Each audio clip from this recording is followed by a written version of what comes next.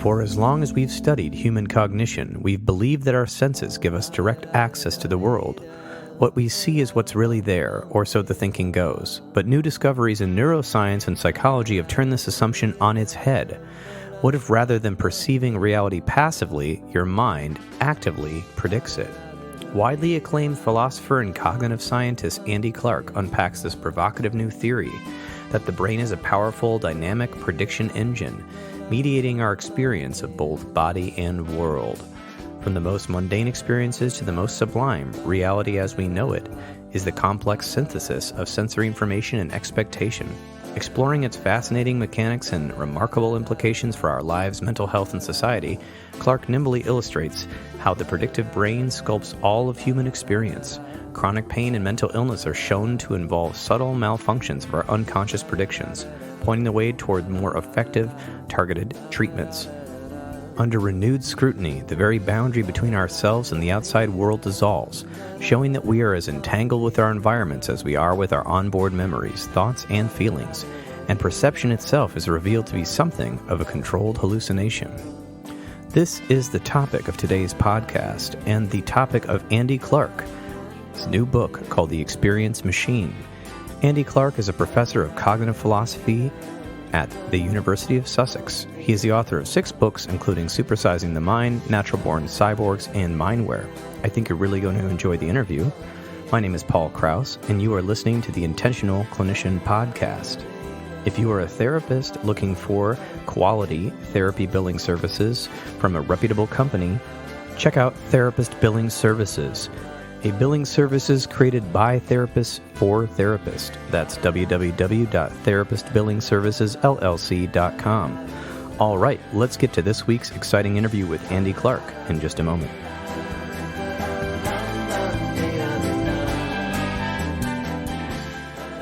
Welcome, Andy Clark, to the Intentional Clinician Podcast. So good to see you. Yes. Hi, it's really great to be here. Thanks for having me. Absolutely. And I've read your bio, so people kind of know what you're about and what you've been into. But I'm very excited to delve into discussing your latest book, The Experience Machine, How Our Minds Predict and Shape Reality. And I realized that I actually had to predict how what the cover actually said based on the way it was lined up. Can you tell us a little bit about that? Yeah, the cover's one of these trompe-l'oeil kind of things, I guess, in a way, because it gives you that sense that something's actually folded up in front of you and it isn't. And obviously your brain is really good at filling in these bits. It's absolutely effortless, and that's because you know the language, you can make good predictions, a bit like those little bunches of text that people used to send around where half of the letters had been left out, but you could still read it really, really easily. That kind of stuff. So yeah, it's just a way of showing the brains are prediction machines. It's a lovely cover, I think. It was actually voted one of the 10 best book covers in May. So don't worry about the content, but the cover's doing great, absolutely great. That's wonderful to hear. Yes, and I've been reading the book, and for our listeners out there. When I interview a person of science and neurology and philosophy and psychology, oftentimes they're worried that the book may be a bit above their level. But it seems to me that whoever you worked with on the book, you really kind of had a succinct way of making little anecdotes and examples and vignettes through different experiments that had happened, different research that had happened, and it's digestible, I think is the way I'd put it. And it's a really fun read because I can read 5 pages and learn something new, and then I can start thinking about that, and then I can come back to it. So I love that. So whatever you did, that's a good call. Well, that is fabulous. I'm glad that came through. My editors, Edward Kastenmeier in the US and Lara Stickney in the UK, were great. They made me rewrite the book 4 or 5 times, basically. So it hurt me, but it was really good for the finished product, I think. Yes, it seems quite distilled. So love it. I think we should start with a little bit about the beginning. And this book is, there's not one sentence, there's pages that would sum it up, but it's somewhat about how the brain interacts with the world and how it predicts reality. Could you give us a little bit about that for the listener? Yeah, I mean, the fundamental idea in the book is that, if you have to ask the question, or if you want to ask the question, what brains are, then the most fundamental answer is that they're organs of prediction. So the most important thing that brains are in the business of doing is basically storing up information from your past encounters with the world, which is most of what you got to go on, and using that information to make predictions about what your ongoing encounters, like right now as well, are going to be like. So it's not just about predicting the future, as it were, and it's not really about the predictions that you think you're making. It's all these predictions that your brain is making all the time, many of them, most of them unknown to you.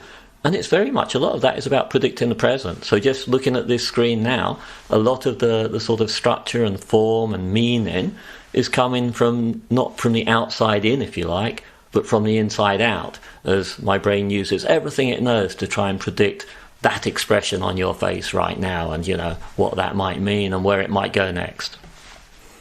Yes, and I think for a person who is not in the psychology world, this may be news to them, because in the psychology world and in the neuroscience world, and I'm in the psychology world, we're constantly trying to figure out, why did we think that, or why did we behave like that, or why are they doing that? Why is this other person, acting like this?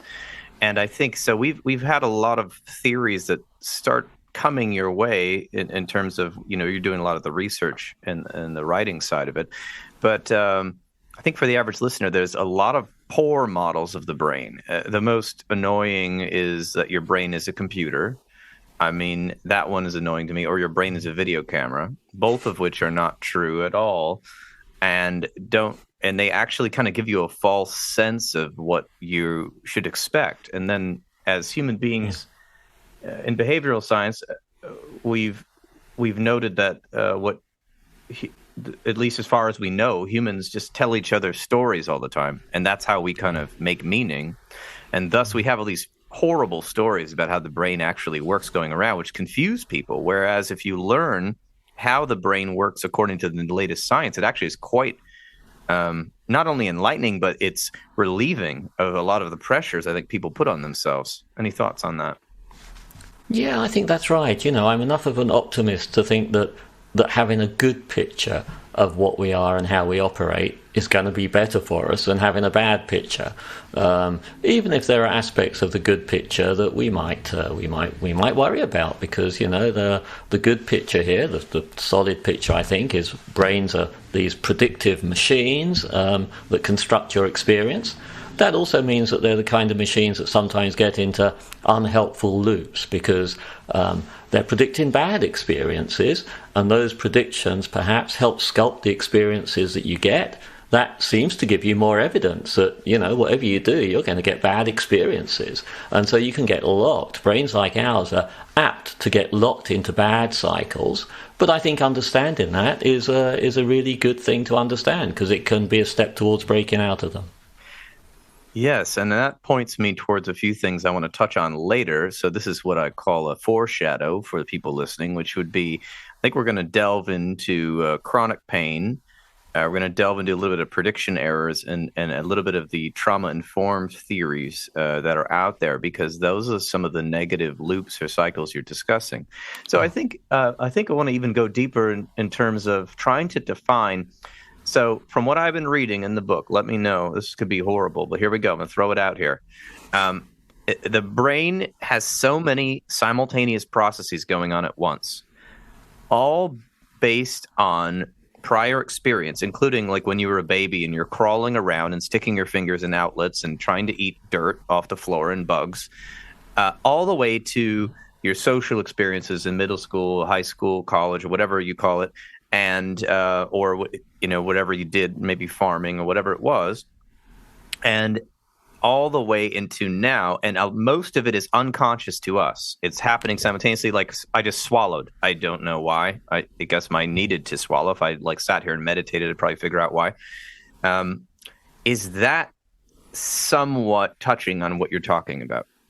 Yes, absolutely. Yeah, that's exactly right. I mean, if you, for example, if you show me an ordinary joke shop mask and it's lit from behind so that I'm facing the concave side of the mask Hmm. and standing about 3 foot away, it will look to me as if I'm facing the convex side of the mask, as if I'm looking at a normal face with the nose coming outwards. And that's because ever since childhood, most of the faces I've seen, all of the faces I've seen pretty well, have had the noses sticking out. So I've got this strong unconscious prediction that that's how it's going to be. And in that case, that overwhelms part of the real sensory information. So your eyes are getting perfectly good information saying that's a concave mask that you're seeing. And you might also know that because you just saw the other side and you've just seen it be rotated in front of you. Doesn't make any difference. Those unconscious predictions structure your experience, and in that particular case, there's no way around them. Although in some forms of psychosis and other psychiatric conditions, that illusion is weakened, which is interesting. So something about how the brain's busy balancing signals, and any balance has a sort of mixture of good and bad. I think any balance is going to be good in some environments and bad in other environments. Yes, and that makes me think a little bit about homeostasis. And I don't know if that has anything to do with what you're talking about. I'm just going to throw it out here again. A kind of a analogy. Creatures in the world, mammals and reptiles, they seek homeostasis, like kind of like a comfort zone. And I do think humans enjoy a predictable habitat. Based on everything that sells in the United States marketing, it's all about comfort. And if you go to the same ice cream shop, it's this chain of ice cream shops, and you know them, or it's the mom and pa, and it's a prediction, right? I want the same kind of coffee, and so I'm going to go to Starbucks, because I've literally had someone say to me, I'm afraid to go to the locally owned coffee shops because they're so good sometimes, but it's not the same. Starbucks is the same, and it makes me feel good when I'm on the road. And it's this sort of habit. And in that, perhaps, this is just ad hoc on the spot, it could relieve some stress, but at the same time, is it locking us into perhaps missing a lot of the details of our lives, what we're doing, what other people are doing, and opportunities to learn or something like that? Thoughts? Yeah, I think that's exactly right. That we are basically homeostatic mechanisms. We are creatures that keep returning to the same set points because those are the set points that define us as a living creature that we are. I suppose an easier example might be if I was a cold-blooded animal, then I've got some set points of temperature, and I move around my world to keep myself in those set points. So I'm forever seeking the environment that creates the temperature that I predict I ought to have right now. And I think we're doing that all the time. But at the same time, there's another, I think, really interesting little bit of the picture here, which is that although we're prediction-driven animals, we're also very curious animals. So we like to explore. And the way that this emerges in the formal side of the models that I'm looking at in the book is that we like good slopes of error minimization. So basically, we're trying to get rid of prediction error, and that means that we like a nice environment, a predictable environment, as you say. But at the same time, the thing that gives us a big affective charge, a big sort of burst of dopamine, in effect, good feeling anyway, is getting rid of more than expected amounts of prediction error. So finding a place where you're doing better than you thought you were. And I think that gets us out of our comfort zones a bit. It sort of moves us around the world, because when we chance into a space like that, we like it. Of course, that means we'll start going back there again and again. So it's a constant balance between the punch of doing a bit better than you expected at getting rid of prediction errors, and the fact that you're drawn again and again to the things that have worked in the past. But there are formal ways actually of getting that balance right for a given creature in a given environment. And what you see then are patterns of exploitation and exploration, to use the two phrases or words that keep cropping up there. So we need to balance those things. Well, I do think we definitely do, because I would be quite bored, and people are meaning-making creatures. So I'd be quite bored if all I was doing was seeking comfort, right? Absolutely. When And in fact, there's a worry. I didn't mean to interrupt you there. Oh, yeah, I'll interrupt let you come back. all you But want. there's a classic worry about the pictures that I'm sort of defending in the book, which is called the darkened room worry, and it goes like this: if you're right, and what we love to do is get rid of prediction error, why don't we just find a nice dark room, go into a corner, and have perfect prediction, but die very soon? But of course, the very thing that you've mentioned before keeps us out of that corner of any room, because a lot of our predictions are about our own bodily integrity. So we predict in order to act, to stay in this window of viability, and that's going to get you. It's going to get you out of the darkened room. Might take a bit more to get you out of the boring, but it keeps you alive kind of room. But I think when you add that stuff about slopes of prediction error minimization, you either get out of the boring room, or you start playing games, you invent games, or you do crosswords in it, or Sudoku, or something. You do something to give yourself good slopes of prediction error minimization. So yeah, anyway, sorry, I interrupted. No, that's good. I interrupt all you want. As I said, I want you to talk more than me, if possible, in this podcast. So I do think this leads me to a couple of thoughts, which are completely divergent. So I'm just going to go with the first one. When you say we're trying to keep ourselves viable, what we understand from trauma-informed therapy, which is just an emerging term. I liked it. I think it should be called experience-informed therapy, because not everything's a trauma, but trauma research is what led us to this in the psychology world, is that in those moments where we are frightened about our bodily harm or death, they can create large effects. However, at every moment, at all times, from what we understand, the nervous system's main job is to keep us alive. Yeah. And thus we have these negative biases. We fear people that we might not have to fear. We fear perhaps a spider comes down, and I think, oh my gosh, it could be a poisonous spider, because my nervous system has overridden my sensory perception at that point, because it needs to keep me alive. And that is very important to understand for humans, I think, is that constantly, unbeknownst to you, your nervous system is trying to keep you alive, which actually shapes a lot of the perceptions you have. Is that kind of what you were saying there? Yes, I think that's right. When we say we like novelty, and we do often say that, I like novelty, I like to explore, all of that. What we really mean is we like predictable novelty. We like some predictable exploration. When people throw an unpredictable surprise at me, that's often much harder to deal with. And I think that as uncertainty minimizing creatures, which is another way of looking at the picture in the book, is our brains are all about minimizing uncertainty as we move around the world. No wonder they give us alarm signals when something truly unexpected happens, as opposed to getting on the roller coaster and you get some thrills, because you can't quite predict exactly how your body's going to feel as it goes around some of these things. But you can predict in general what kind of thrill you're going to get, and that's a pretty safe space to be. And you can predict that you've researched the roller coaster park and saw that people have not been dying on such this or that roller coaster. So you can pretty much be sure, if you can trust the safety net, that you will survive, but you won't know how it'll feel. And I think that's where we get that excitement, right? I don't know what chemicals are coursing through your brain, but probably some cortisol, probably some dopamine.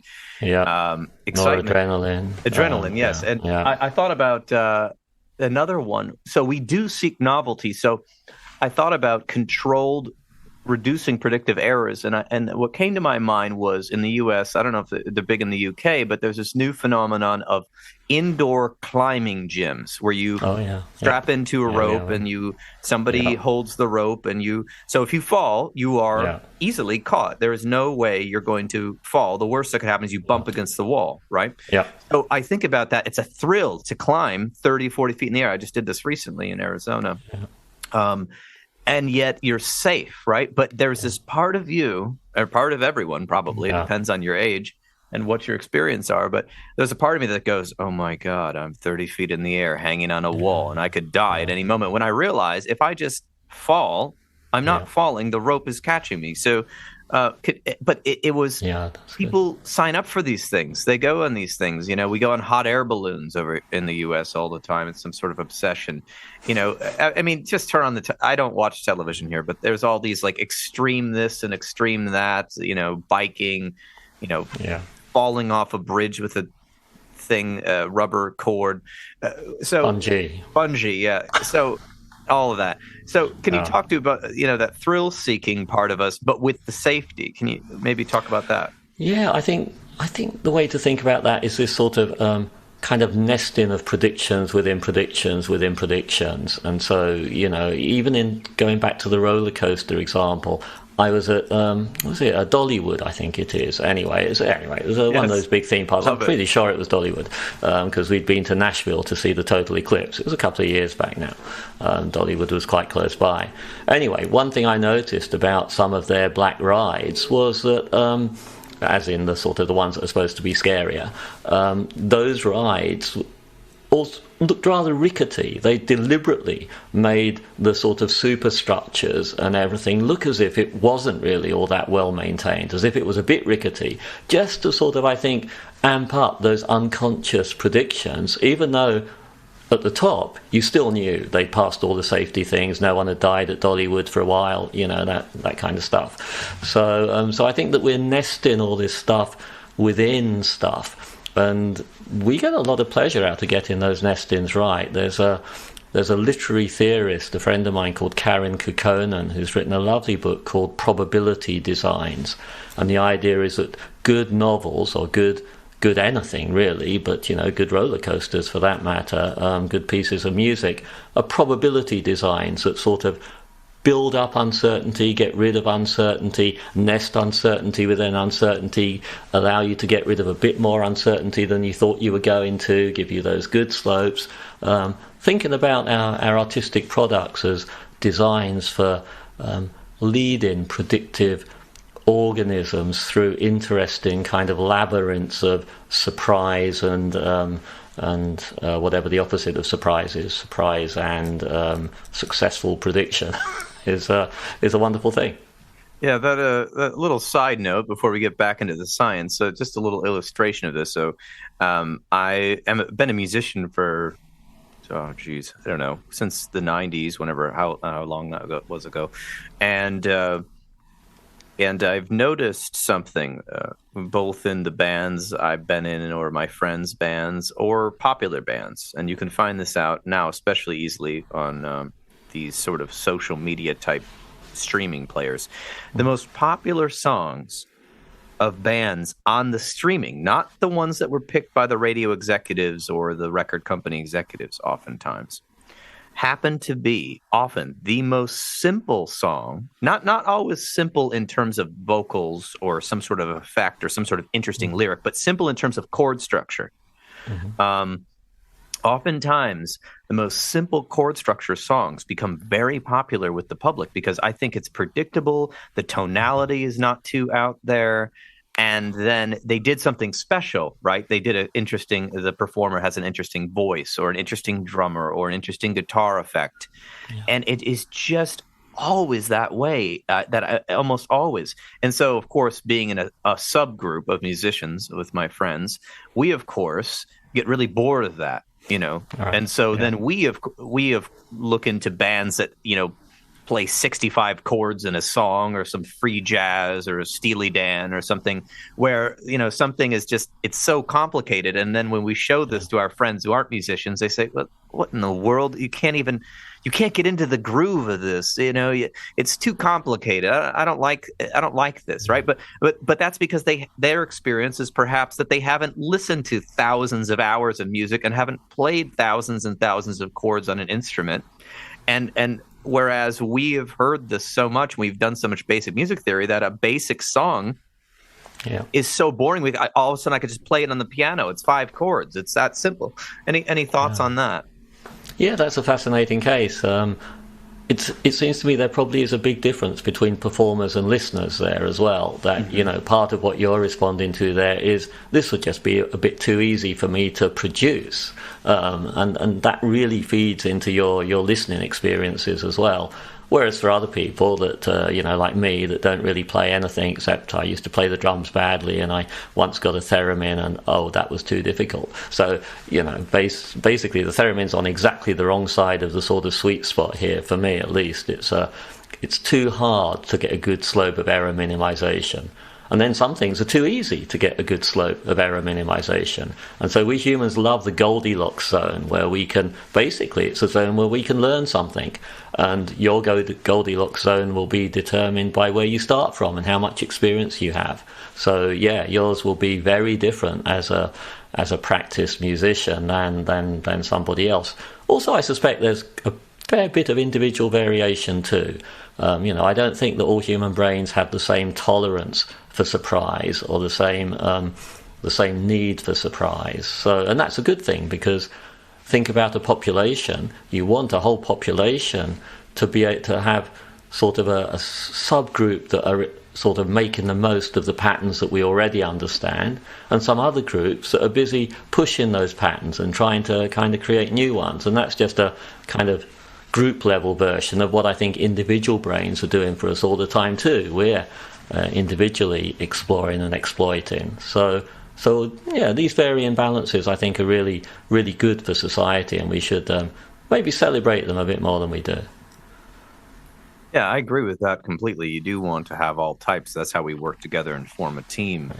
So this, I'm going to ask you more questions, but that did bring into mind. So the Goldilocks zone is kind of where we feel a little comfortable, but behavioral scientists have sort of concluded that if people can get into what's called the zone of proximal development, so it's the space between what the learner can do without assistance and what the learner can do with assistance in collaboration, and then you eventually start moving out of that zone and you feel like, oh, I can do this task. Like, it's like, we also call it scaffolding in education. So we start with, you know, writing a story, and then we write a more complicated story, and we learn. And so I can't remember which researcher it was. Now it's like eluding me right now. But there was a researcher that was showing that they said human brains get very tired after about 20 to 40 minutes in the zone of proximal development. And that's why a lot of music lessons are 20 to 30 minutes, because you're uncomfortable trying out these new things, but then those new things become novel. I guess the prediction error goes down, and then you start being able to accomplish them. But a lot of humans will resist this going into the zone of proximal development, and that actually can cause a depression or an anxiety, because they think, this is the story, they say, I can't do this. I can't go make a friend. I cannot play a new chord on a piano. I cannot read a book that's above 8th grade level, right? And that is a story. It's actually an illusion. It's actually a delusion. I don't know what I want to say. So I think about that when you talk about this Goldilocks zone. That's important. I think that's right. That, you know, if we just stay within our Goldilocks zone, we're not doing quite as well as we might do if we got pushed just out of it a little bit. There's actually just going back to your comment there about the number of minutes that we can be in the zone of proximal development. I've never understood why academic lectures tend to be 1 hour long, because 1 hour is just wrong. You know, it's too long.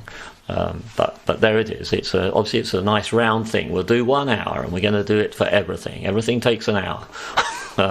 Anyway, the thing that I was sort of triggered on there slightly is someone called Max Hawkins. I don't know if you've come across him. He was a Silicon Valley engineer, worked for, I know, one of the big companies anyway. And at some point he just felt that he'd over-optimized his own life.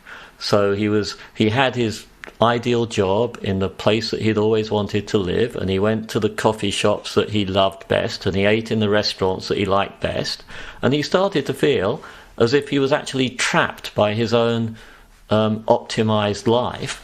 And so he wrote algorithms to generate random options to decide what restaurant he was going to go to, and then where he was going to live, and then what clothes he was going to wear. He's obviously in a privileged position to be able to just, up sticks every month and go live somewhere else and do something else. But he reports this as being a very, very rewarding experience. So he sort of decided that he was too good at living in the zone that his brain at one level wanted him to live in, that there was more to life than that, and found ways of sort of using the tech to push himself out of that zone, which tech doesn't normally do to us. I think, generally speaking, our tech likes to lock us into the zones of maximal monetization and most boringness. I agree with that. Yeah. I mean, if video games are anything, they're entertaining, but they also take more and more of your time, and buy more of it, play more of it. That's right. And if you like the book by this author, buy 10 more by the same author. Yes, and buy their class, and buy this, and buy their T-shirt. Yeah, that's the way our advertising industry has used psychology. They're quite smart, actually. It reminds me a little bit about. Oh goodness, now I'm losing it. But the old adage, variety is the spice of life, that people said. I don't know if you've heard that one before. I remember that. Yeah. And then, interestingly enough, one personal anecdote is I, due to my partner's job, I actually live in 2 different states in the United States. I live in Michigan about 6-7 months of the year, and I live in Arizona the other part of the year. And I've lived in Arizona before, solely for 10 years, and I've lived in Michigan before solely for I think it was 20 years at one point when I was young. Lived in other states as well, but there's a different culture, as different cities and different states have. There's different cultures. There's different values that seem to be prevalent, and people say, well, isn't that so stressful, living in 2 places? And it is, because, the logistics of it are actually stressful. But I say, actually, I prefer it, because if I just lived in one place, I do believe that I would not learn as much as I am. And I'm one of those weirdos that loves learning constantly. I'm addicted to it, I believe. At least it's a good vice, I suppose. And so when I'm in Arizona, when I first, let's say I fly there, right? When I'm in Arizona for the first 7 hours or so, I'm still thinking as if I'm in Michigan. And I'm thinking I go, I need to eat I need to go out to eat because I haven't bought groceries. Where should I go? And I think about a restaurant in Michigan. Wait a minute, I'm not there. I have to reorient, right? And so then after about a day or so, I start, that's right, I know where I'm at. I know what to do. And then vice versa, it's the same thing. And so it's interesting because it keeps my brain hopefully nimble, but I've learned a lot from it, because then you have cross-cultural interactions, because people, unbeknownst to themselves, through their experience, what you say in the book, in the summary, is we view the world through our own history. Yeah. And if your history is only in one area, that does shape your cultural experience and your predictions. And so oftentimes when I'm in either state, although, of course, people on the West Coast in Michigan or in Arizona are often more likely to be from somewhere else, not born there. That's a whole nother phenomenon. But when I'm out there, people are much more into all sorts of, I don't know, science-y type things. And in Michigan, people are much more into like sort of family and sports, right? This is sort of the trends. Okay. So it throws people off, and it throws me off. That's anyway. So do you learn more? Would you say that you learn more when you first made the transition, like that first sort of few days when you're a bit sort of confused by the transition, or that somehow it works just over time? Because I can sort of imagine when you make the transition, then things aren't quite going the way you predict, and so you might be in a state where you can learn stuff, but then you should probably just flip into, this is how we do things down here in Arizona, this is how we do them in Michigan. So you've got 2 zones of predictability, a bit like I used to live in the United States, and I could obviously drive on the left and on the right, and I had a little bit of frisson when I first made the crossing, but after about an hour on the road, it's like, okay, now I'm back on that side of the road. It's all working again. I like that. Yeah, I will comment on that before my next question, which is when I first moved to Arizona from the Midwest, I moved from Chicago. The first 2 or 3 years there, I learned so much because I was there all the time. And it was completely different in terms of culture and environment and weather. I do think now what happens is more of what you discussed. I have two Goldilocks zones. So after the first day or so, I'm in the Goldilocks zone because my brain shifts over to a completely different set of places to go, friends to see, where my workout gym is, where I eat, where I get groceries. It all clicks instantly. So I think my brain, since I've been doing it so long, I've been in 2 states for 6 years now. And before then, but anyway, I think my brain has eliminated a lot of the errors and it's just one big state now with 2 attractors in it. There you go.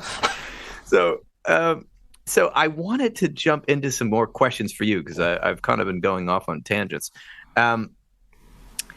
The brain is a prediction-based system, and you talk about the placebo and nocebo effect a little bit.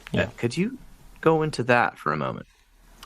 Yeah, I mean, as a sort of prediction machine, the kind of idea is that prediction sculpt experience, and placebo effects are one rather, and nocebo effects are a rather clear case of that. You know, if you give me an inert pill, and I think that it's going to relieve me of some pain, then it's easily demonstrated that very often it will relieve me of pain quite efficiently, as good as opioids in many respects.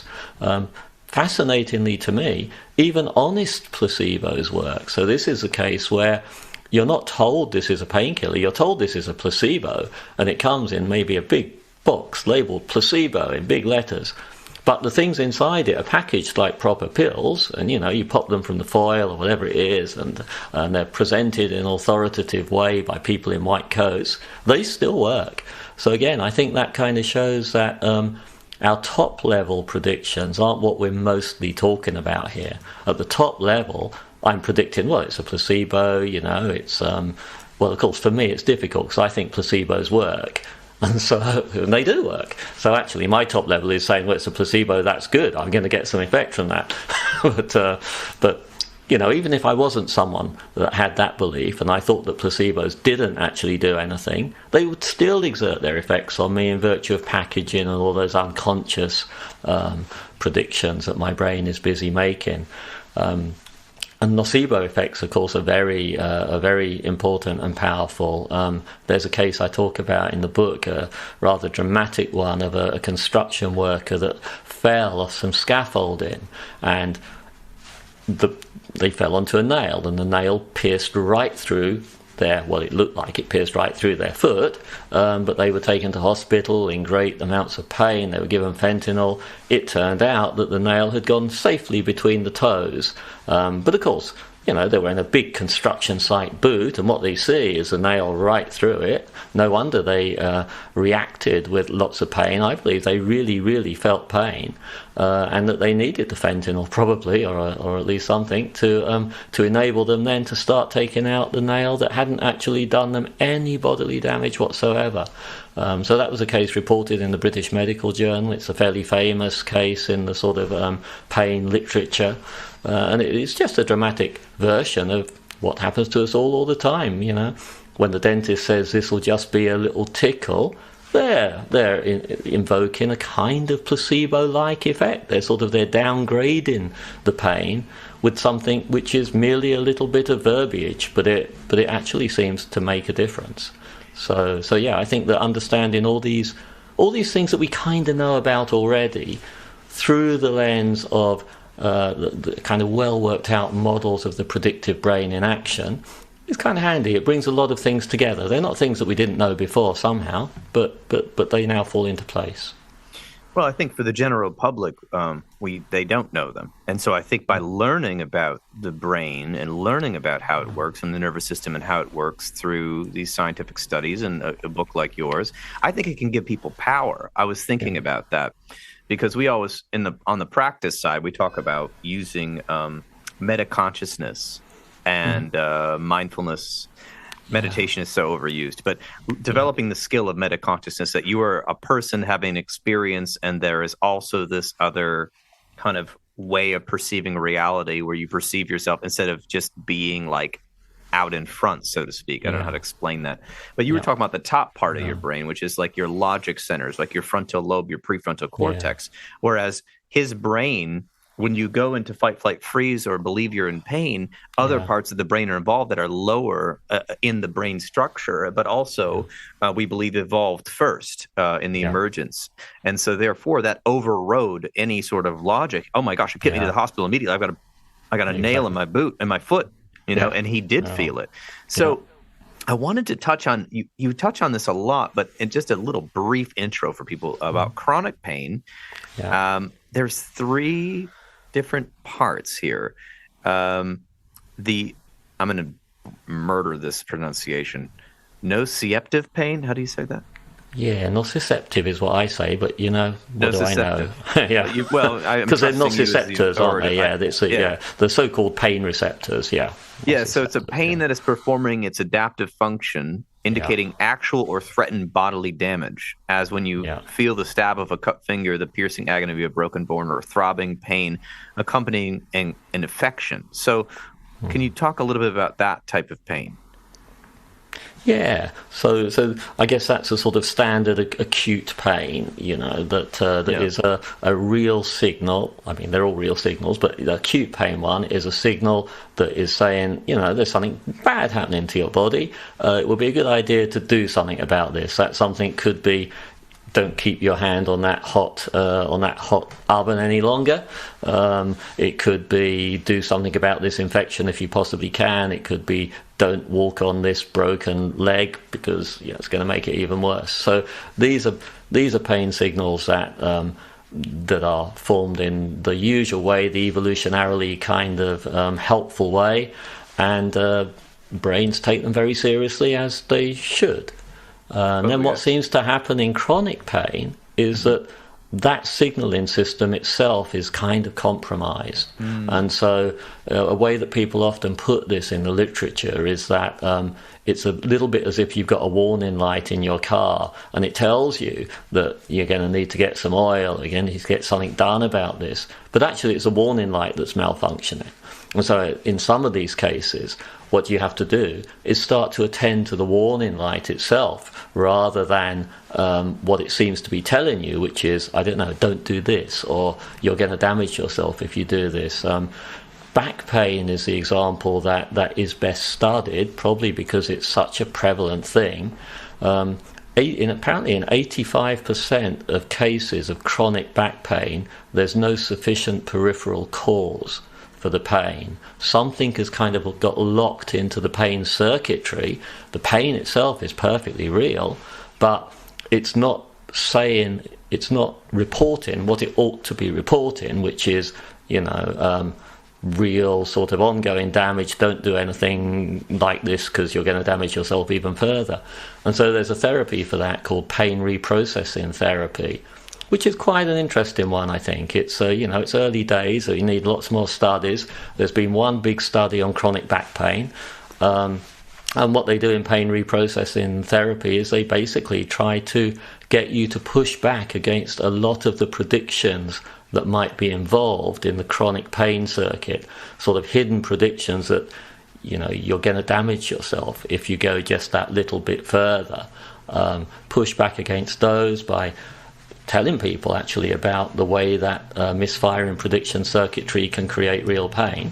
And once people appreciate that, they can start to experiment with going a little bit further. And if they find they can go a little bit further, they get a helpful feedback kind of cycle going. And actually the pain itself starts to feel a little bit less, because you kind of infer how much pain you're feeling from how much you're doing, interestingly enough. So I think it's a very promising approach. As I say, it's, we need to be evidence-led. We need, lots more good evidence here. But in the studies that I've seen, chronic back pain is a case where it would be worth exploring pain reprocessing therapy if you suffer from it. And then the faulty signals, I suppose, could be what you call neuropathic pain. Am I right on that? Yes, that's right. Neuropathic is, yes. There are a lot of labels kind of floating around here, but neuropathic is where the kind of the signaling system itself seems to have gone wrong. That's right. Something's damaged in the nervous system. Yeah. But so there's also a kind of pain where nothing is damaged in the signaling system. Apart from, as it were, the way that your brain is balancing things in a system, which is what I should say here, structurally undamaged. So it's kind of structurally intact, but the balancing act, which we haven't really talked about yet, and I will just mention it. So, kind of central to a lot of the accounts here is a balancing act between sensory information and the predictions at all these different levels that the brain is making. And each of those elements, the sensory information and the predictions, gets weighted by the brain. So the brain is busy not just making predictions, but kind of guessing how good its own predictions are, and kind of guessing how good the sensory information is. And so it's probably that guessing system which has gone wrong in a lot of the cases of chronic pain, for example, without any obvious structural damage of any kind, not even to the pain signaling system. And what's probably going wrong in a lot of cases of medically unexplained symptoms, where people can suffer from all kinds of problems with no structural cause, sometimes not even a possible structural cause. So in some of those cases, the symptomology doesn't actually make physiological sense at all. But of course, if what's at issue here is the brain's own ideas about how the body is and how it might be behaving, then any shape of anything can arise if experiences or chemical mishaps edge you in that direction. So I guess one last thing I'll just chuck it in here is there are probably no clear cases, no pure cases is the right word.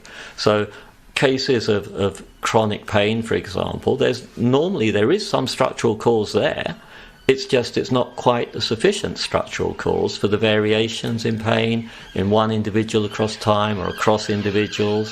And the same seems true for all of our medical symptoms. So even ordinary medical symptoms where there is a good cause, a standard structural cause, the way that we suffer from them varies an awful lot from day to day and from context to context, according, I think, to the way our brains are making different predictions.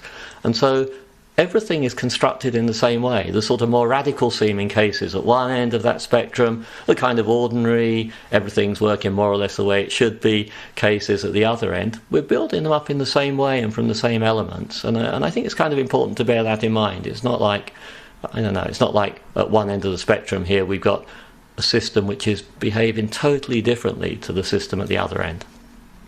Oh, that was a really long answer. No, I like long answers. I think it's good because I all the concepts you're talking about here have to bring people to a new paradigm of how they view the brain and the nervous system. Yeah. And there is actually multiple paradigms that are involved, not just one new one.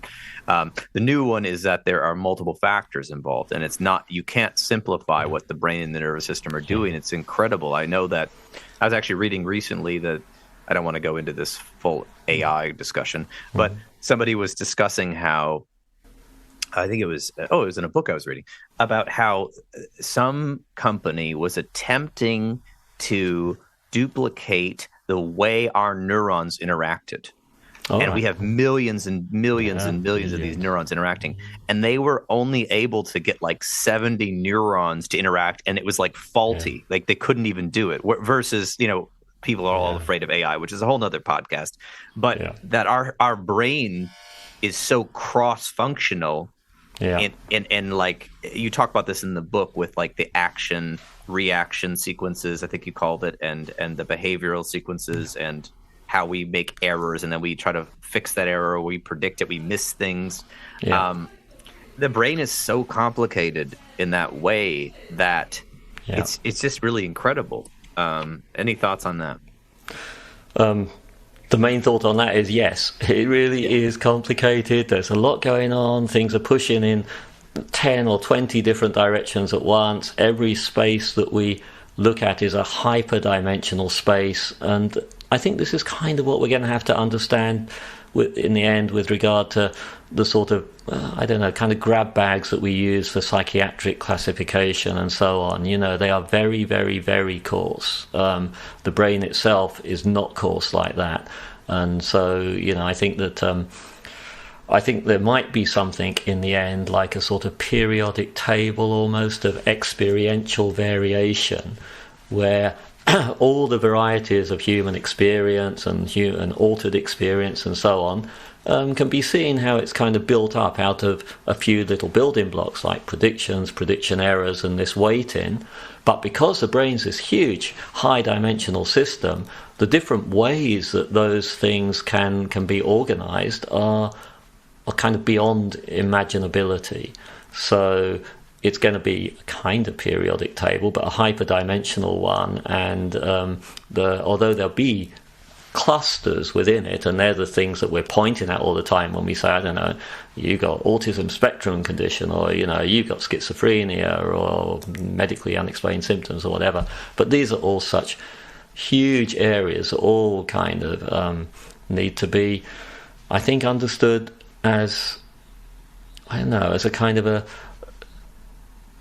subtle variations on themes that are present in every single human brain, because there's so much in common in between the sort of bodies that we have and the lives that we lead and the brains that we started with, that the commonalities so far outweigh the differences that I think we'll need to treat our psychiatric kind of periodic table with a great deal of care somehow that we don't yet quite know how to do it. So sorry, I'm talking here about something that I don't know how to do it right. All I know is that it's very easy to do it wrong. All I know is that the last 20 years since I've been reading about this, it just keeps getting more and more complicated. So I want to talk about a simple example here in a minute, but I think it's just the last point on pain. A couple of points I want to make is just for people that are interested.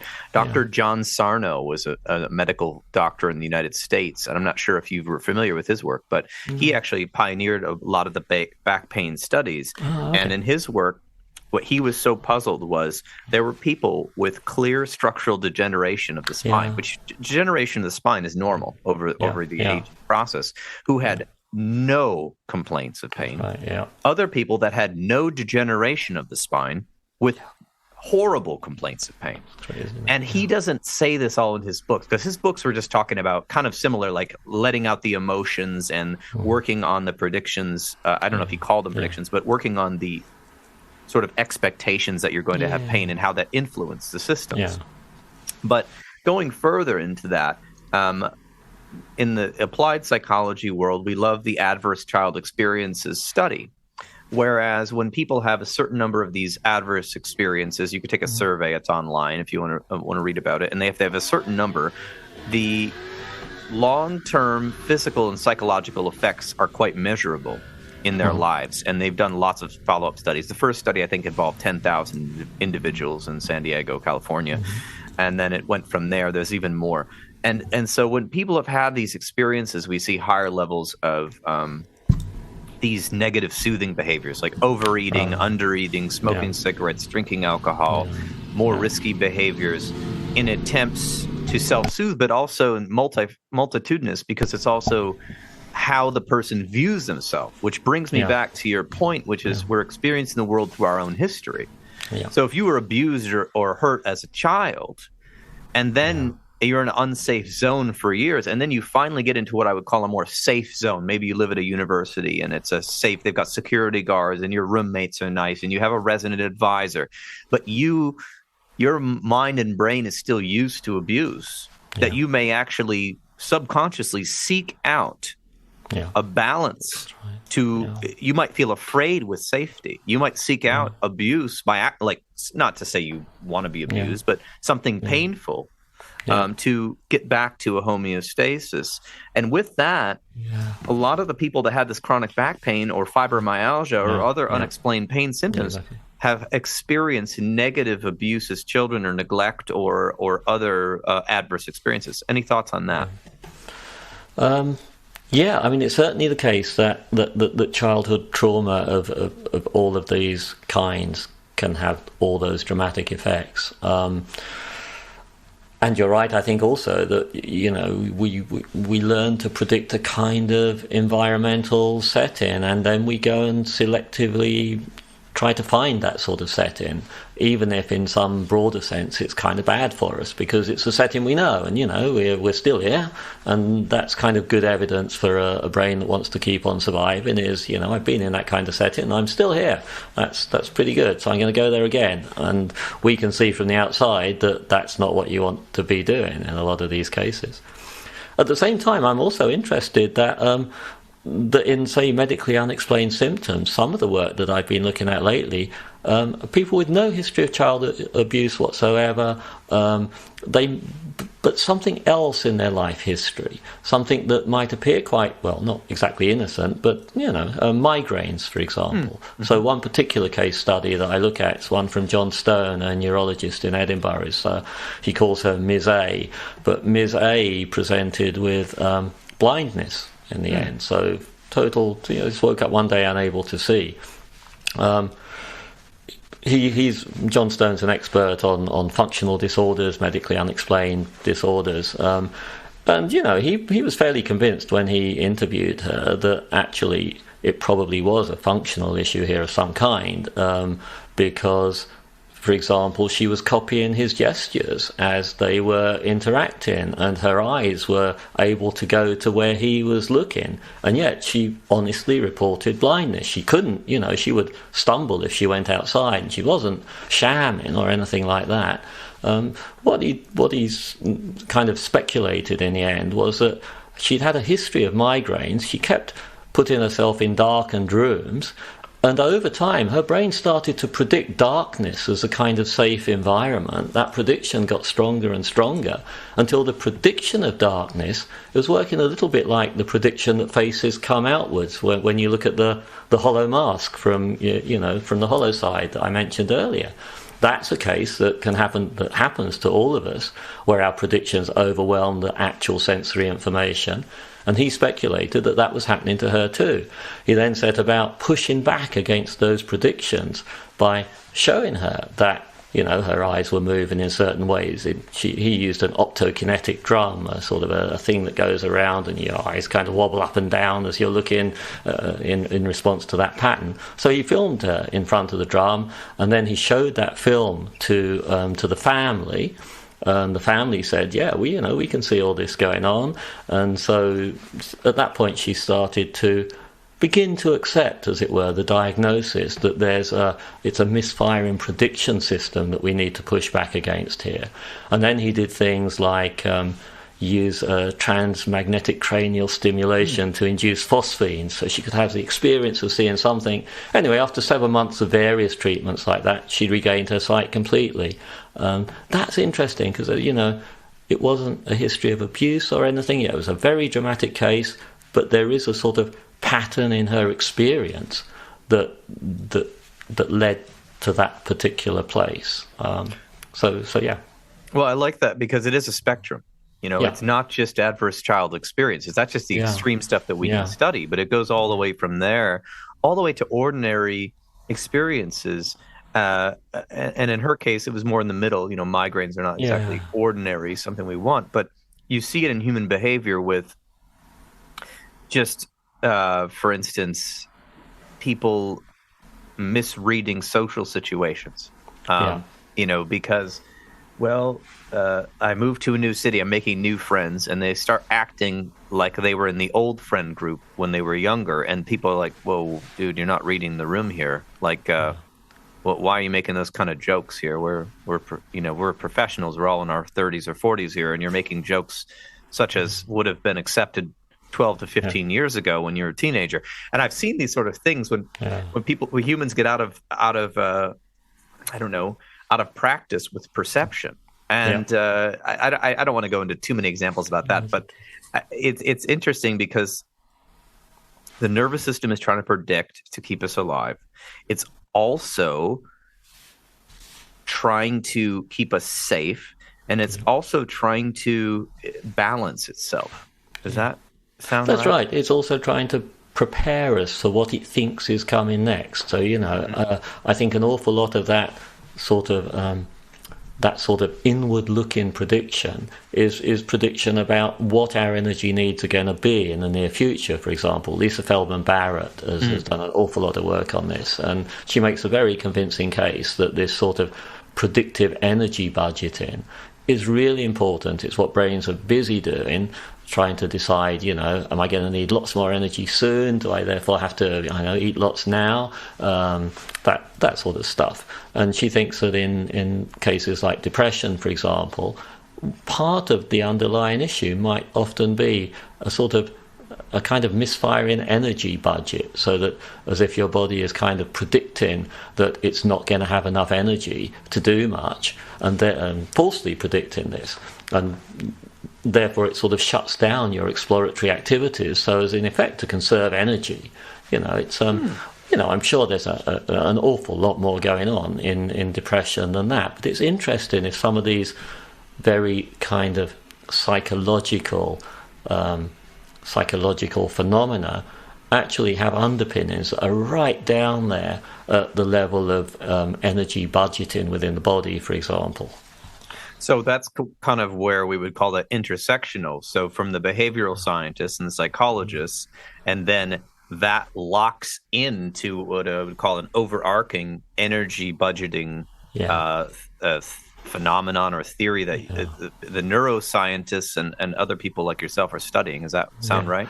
Yeah, that sounds exactly right. So it's sort of, some kind of sort of seed issue down there, but nonetheless, you then select the environments that sort of inclines you towards, and those environments train you to have new expectations of certain kinds, like the expectation that you're not going to do much and you're not going to go far and you're not going to interact successfully with people.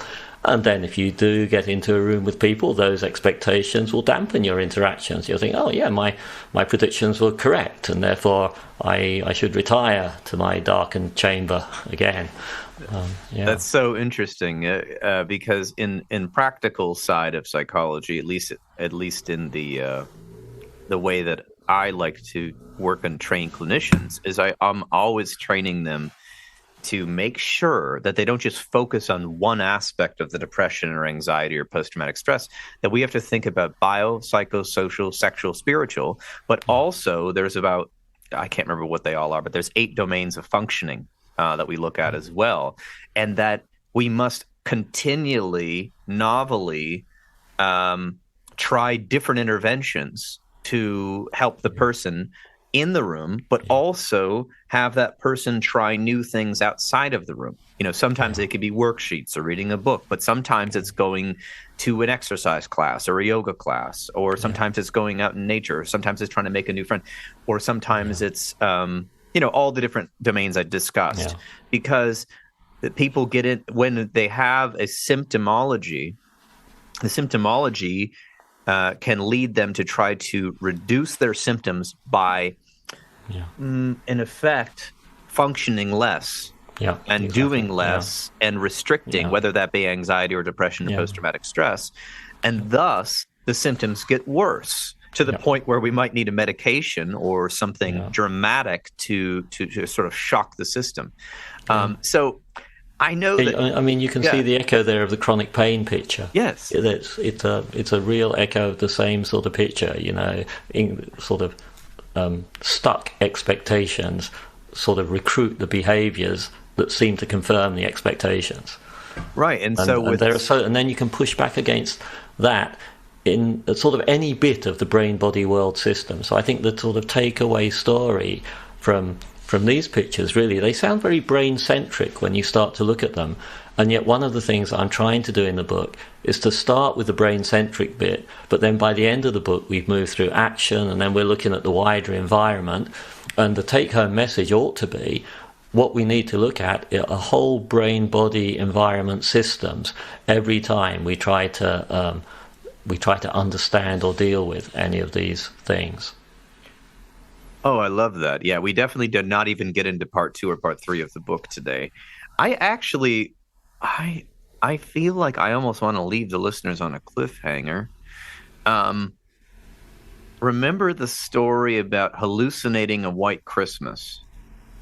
Yeah. I don't want to get bad emails, so Yeah. maybe we'll preview it a little bit. Yeah. But there was a study in 2001 in the Netherlands where people were told essentially that they may hear in the background.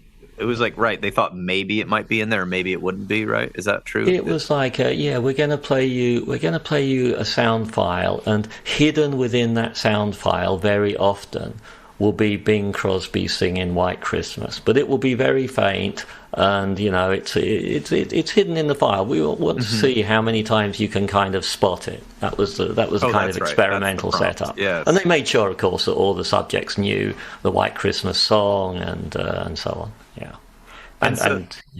So in that, I think you got to buy the book to get the full effect here, people. I mean, honestly, if podcasting is like going into your local market and getting a piece of cheese, but you didn't ever get to have it with olives and bread and everything else good and some nice wine. So this podcast is a sampler. You're not going to get full on this. But essentially, there was a bunch of people that kept hitting the button that they had heard White Christmas, and they had not. It was just a noise. It was just some white noise. It was white noise, white noise. There's a lot of theories in this, and there's a lot you say about it, so I don't want to spoil it all, but one of the theories is that people had this fantasy proneness, which was interesting to me. Yeah, well, it was interesting, because they gave people questionnaires, and the ones that heard the onset of White Christmas most also scored quite well. I don't know if it's well or bad, but anyway, they scored high on the fantasy proneness questionnaire. But that's understandable, I think. If you think about. We can all do this. If you look up at the clouds, you can see faces. If I say to you, maybe there are faces in those clouds, and you kind of look up, I bet you're going to see some faces. And this is kind of what they're doing, except, as it were, we know there are no faces up there, whereas they really thought they were hearing the onset of White Christmas. But this is what brains are, prediction machines that impose structure on the world in virtue of the predictions that they're making. Of course, the world will push back as well. It had to be, I don't know, if they played them Led Zeppelin, Stairway to Heaven or something, and said there's Bing Crosby in there somewhere singing White Christmas, you're never gonna get that, because you've got great predictions already, and it's not a sort of little noisy signal. But these are sort of artificial conditions under which what's going on all the time emerges very clearly, I think. So, I think an awful lot of things are like the White Christmas effect, actually. A lot of the medically unexplained symptom stuff has a sort of White Christmas profile about it. You have an expectation of something, you have a very sort of noisy bodily signal, because our bodily signals aren't all that clean, if you see what I mean, and you impose some structure on it, and you think, oh, there it is. I do this when I get phantom phone vibrations in my pocket. I feel like my phone's buzzing. It's not buzzing. That's me creating a buzz from whole cloth out of an underlying chronic prediction of likely buzzing that gets exacerbated by stress and caffeine. Stress and caffeine definitely, I think, increase some false. I will say this. Since I love to evaluate myself, but the other day I was extremely stressed because I had just driven 8 hours across the U.S. Anyway, and I was sitting down, and I had way too much coffee, and I all of a sudden turned and started. I went, oh, like that. Right. I thought I'd seen a cat. Right. I don't have a cat, first of all, in my house, and I was in my house. Okay. It was just a shadow from something outside, and my brain said, "There's a cat," and I thought I'm overexcited. My neurons are firing too much. I clearly am tired. Coffee doesn't give you energy; it just dulls the signals that you're tired. I'm agitated, And I've now hallucinated a cat in my house. Yeah. I definitely need to take a nap. That's what I thought. Yeah. So it's interesting. I want to. Here's the thing to the listeners. I don't say this about every book on my show, but this is a book you can go back to again and again and again. And I'm actually keeping it in my office now because I love referencing the little vignettes you did. And at the end, you have all of the notes for everything you cite, which I really am a fan of, because then I can go look them up if I want to find the original study. But I'm going to do something, and tell me if this relates. But I'm going to say, da na na na na na na. I certainly had a strong prediction of what's missing there. Yeah. Did your brain want to fill it in? Right? Absolutely. And I think those responses are fascinating, because what happens at exactly the point that something is missing is my brain starts to respond as if it was there, and then kind of notices it isn't, and then I get the big prediction error response just after it. But the fact that the brain is starting to respond in the way it would be if it's there, I think is the strongest evidence in some conceptual way that you can have that the brain's a prediction machine, because you can only respond in a specific way to a specific thing that isn't happening if you were predicting that it was going to happen. And I impulsively will probably sing the note to myself when we sign off, because I can't. Now my OCD part is kicked in and said, you didn't finish the phrase. That's from my own experience and my own prediction machine. So I love it. We didn't even get into part 2 or 3 like we discussed, but I think that's why people are, we're at the sampler tray here, and we're coming up to the end of the hour. I know that you've got a bunch of other books that you've written. You've got a lot going on. So is there, I'm going to put your links to your website in the show notes. Is there anything exciting that you want to, talk about, or anything at the end that you kind of want to leave listeners with that isn't exciting? Or is exciting? Yeah. Well, I'm involved in what I think is a really cool grant project right now. So I just mentioned this. Yeah, it's a large European grant, and what we're looking at are the way that predictive brains interact with material culture. And so we're very interested in what happens to a predictive brain as it gets stuck into different material environments. But we're working with a bunch of archaeologists and anthropologists and eye tracking people to kind of do real field work, look at real historical records, and try to see if we can put some sort of formal and kind of, quantifiable flesh on the idea that immersion in different environments substantially changes the way that the brain processes information. So that if you wanted to understand human cognitive evolution, you'd have to really look very, very hard at the environments that we've created and put ourselves in. And that, I think, to me, that's a very exciting and natural place to go, because it's sort of, I've always been interested in how brain, body, and world get together. At some point, people said to me, so what the hell's the brain doing in that? Then you talked a lot about body and world in the earlier work. What about the brain? Now we got the predictive processing kind of picture of what brains do. That's a really, really neat platform for understanding an awful lot more about brain-body-world interactions. And that's what I'm most excited about, really. Oh, that's really cool. So people have to follow you as you come up with more things. I'll throw you a little link to the Escape project. So X-scapes, as in X landscapes. Yeah, send me that link. I'll throw that in there with all the other ones. And it's been lovely having you on the show.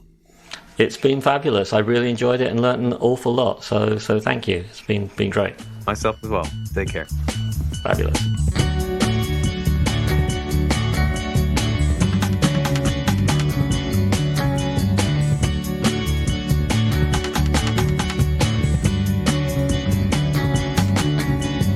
And there you have it. This has been another episode of the Intentional Clinician podcast. If you're enjoying the show, please share it with people you know. I would surely appreciate it. Or take just a minute to give us a rating on iTunes. As most of you know, I am passionate about preventing future violence in the United States. My colleagues and I have started a nonprofit called the National Violence Prevention Hotline, a 501c3 organization. We are endeavoring to gain funding and collaborators so that we can start a 24/7 hotline and chat line to reach potential perpetrators before they act violently.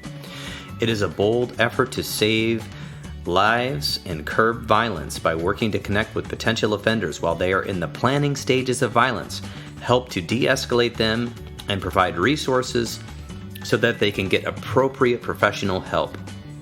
The National Violence Prevention Hotline is looking to open up a conversation about violence in society, the causes, and the solutions. You can learn more by visiting our website, www.violencepreventionhotline.org. Join us online by signing our petition on the website, sharing the website with your network of people, donating to the cause if you like, and you can now even write your congressperson from our website with a simple form. I've said it before and I'll say it again. If you are a therapist looking for ethical and excellent medical billing services, check out therapistbillingservicesllc.com. That's www.therapistbillingservicesllc.com. Billing services created by therapists for therapists. If you're looking for an EMDR International Association consultant, I am a consultant and I can provide you the 20 hours you need to become EMDRIA certified. I have groups online and in person, and I do individual consultation. Just send me a message at the website and I'll get back to you. If you want to get trained in EMDR therapy, check out the great training opportunities with EMDR Training Solutions. I've worked with them before and they are phenomenal, so register today. If you are in need of counseling, do not hesitate to make an appointment at a local counseling center in your area. You can also make an appointment with the excellent clinicians in the Grand Rapids, Michigan area at Health for Life Counseling and the Trauma Informed Counseling Center of Grand Rapids by visiting www.healthforlifegr.com. The recording you just listened to consists of the personal opinions of Paul Krauss and his guest, and while these are based on the literature they have read and the experience in their fields, this should not be viewed as a definitive opinion on any subject. Listening to this podcast is not a substitute for treatment. If you're in a crisis, please dial 911 or the National Suicide Prevention Lifeline at 988. You can also text 741-741 and a live trained crisis counselor will respond. Did you know you could support your local bookstore by shopping at www.bookshop.org? You can order from the comfort of your own home online while supporting local brick and mortar businesses near you. If you are a therapist and you are not a member of your national or local therapy organizations such as the American Counseling Association or the American Mental Health Counselors Association, please get involved. At least pay the dues. It will help the lobbyists in our field keep us from becoming gig workers. And of course, there's the bonus of increasing mental health education around the United States and helping people understand what counseling is and promoting best practices within our profession. Until next time, I wish you all a safe and peaceful week.